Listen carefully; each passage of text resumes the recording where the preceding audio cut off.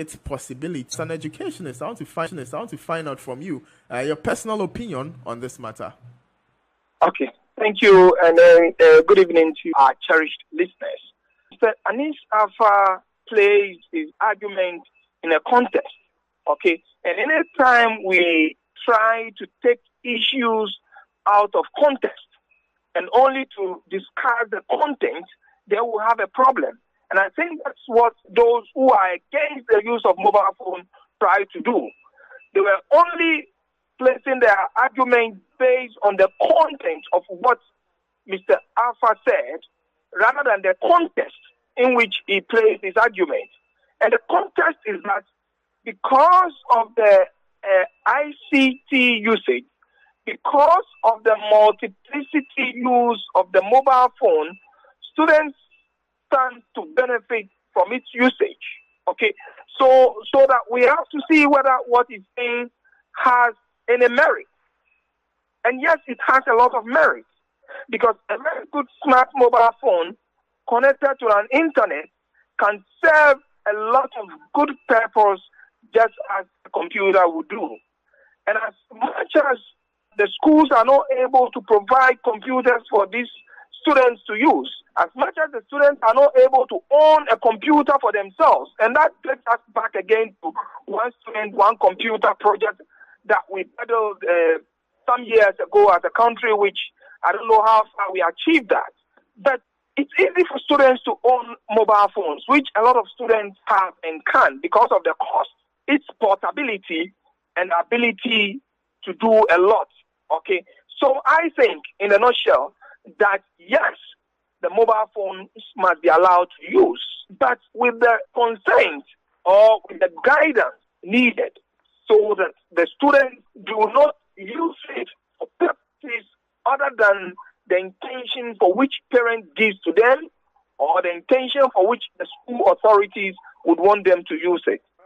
Interesting. Thank you very much for your position on this particular matter. But there are a lot of resentment when it comes to this. For instance, let's take our senior high school level, where a number of them are boarding, or they have boarding facilities. So a number of schools, apart from the day schools, of course, have more number of their students being boarders than day students. Some even have 100% border status for their students. Let's look at theft. Let's look at issues such as, let's say, charging, updating, conflicts that may arise because of owning gadgets in schools. Wouldn't that be a problem? Let's take it from theft and the angle of theft. Wouldn't that be a problem? Because even for normal things, according to authorities of second cycle institutions, they try to limit the belongings of students to things that are universal, that almost every student owns, so that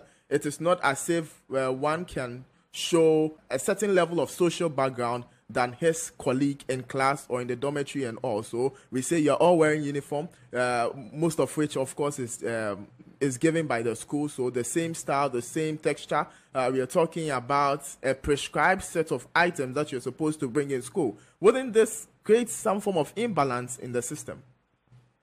Okay, good. If we take the mobile phone as an article for learning, or as a tool for learning, then we can put certain regulations on it. If the schools are making arguments that there are issues of theft, and therefore students having mobile phone may be stolen or may be used for other things other than the purpose for which it is used, then we are going to move to the next level of the argument by saying that we should put measures on it. So that, for instance, if it is for the purposes of learning and it is to replace computers, then we'll say that, okay, let all the students log their mobile phones into a certain state, for instance, with their identification and everything on it. So that when it's time for, let's say, when it's time to use the mobile phone to do X, Y, Z, then it is released to them under supervision, if that is what we're driving at.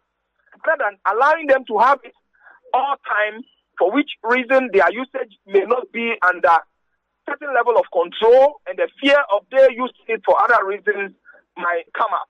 Okay, so we say that yes, we have ICT period 12 to 2, or we're teaching students information search and analysis skills, how to search information on the internet.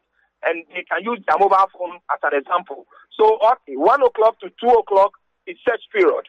All their phones are released to them. They use it for search periods. Saturday, within this time to that time you use it, it's released to them. After, it's kept in the safe. If that is the measure, then that's fine. All what I'm saying is that using it is good, but there must be control. How we're going to control it is what we have to look at, and not the usage of the mobile phone. That's our position. Right. Thank you very much. And one other issue has got to do with control, as you rightly mentioned, because even here at the University of Ghana, there are certain control mechanisms that have been put in place. For instance, if you go to the BAM library, there are computers available that you can use for research. But then certain sites have been blocked, so you cannot use it for you cannot use it to visit certain sites.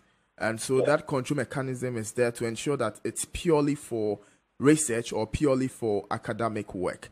So maybe trying to think it through and apply it in this case. What if it's not necessarily a mobile phone, or even if we could have such control mechanisms and or some applications? I'm sure this is a whole big platform or a whole big idea that the GES and other stakeholders can whatever machines it will be, such that you just be using it for that and not for calling or not for visiting on unadvisable sites. Beautiful. That's a beautiful idea. So that if we have identified that we can use that handset as a tool for learning, which will enhance the students, if you bring this argument even to the homes, parents would allow their children to watch cartoons maybe on Saturdays, on show that we have to work on.